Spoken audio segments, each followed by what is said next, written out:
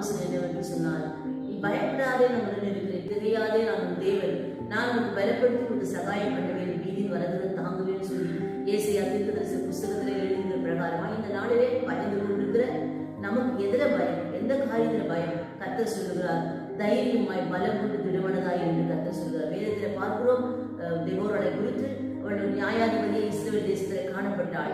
அவள் இஸ்ரவேல் தேசத்தை 40 ஆண்டுகள் ஆண்டாள், நியாயம் விசாரித்தாள் என்று வேதத்தில் வாசிக்கிறோம். இஸ்ரவேல் ஜனங்கள் தேவனுக்கு விரோதமான பாவத்தை செய்ததுனால 20 ஆண்டுகள் அவர்கள் இந்த சிசேராவுடைய அடிமைத்தனத்தில் இருந்தார்கள்.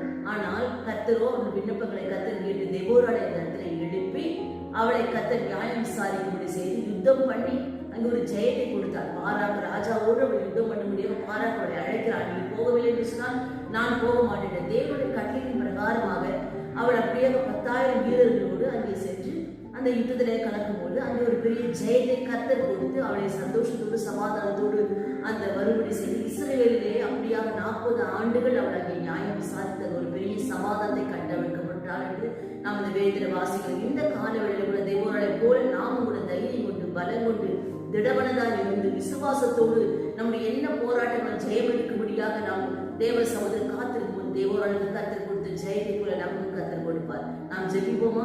எங்களை மிகவும் அதிகமாக நேசிக்கிறதான பரிசுத்தமுள்ள பரலோக தகப்பனே, இந்த வேளையிலே கர்த்தர் ஆண்டவரே பேசுகிற வார்த்தையின் பிரகாரமே கேட்டுக்கொண்டிருக்கிற அருமையான தேவ பிள்ளைகளுடைய வாழ்க்கையில என்னென்ன காரியங்களில் தோல்வி வந்திருக்கிறதோ, குற்றங்கள் குறைகளுக்கு தேவன் தயவாய் மன்னித்து இரக்கம் பாராட்டி கர்த்தர் ஜெயத்தை கொடுத்து தெபோராளுக்கு கொடுத்த விசுவாசத்தையும் தைரியத்தையும் திட நம்பிக்கையும் கர்த்தர் கொடுத்து ஆண்டவரே கர்த்தாவே அவர்கள் ஆண்டவருடைய நாமத்துக்கு மகிமையுள்ள சாட்சிகளாய் அவர்கள் இருக்கும்படியாக அவரை கர்த்தர் அபிஷேகத்து கர்த்தர் நடத்துகிறார்கள். காத்துக்கொள்ளுக்கு வழிநடத்துக்கு ஆசீர்வாதம் நாளை பிளஸ் பண்ணி கொடுங்க.